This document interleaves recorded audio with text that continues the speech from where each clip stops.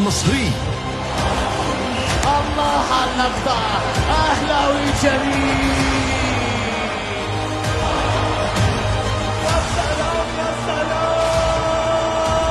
في مواجهة انتر ميامي الأمريكي.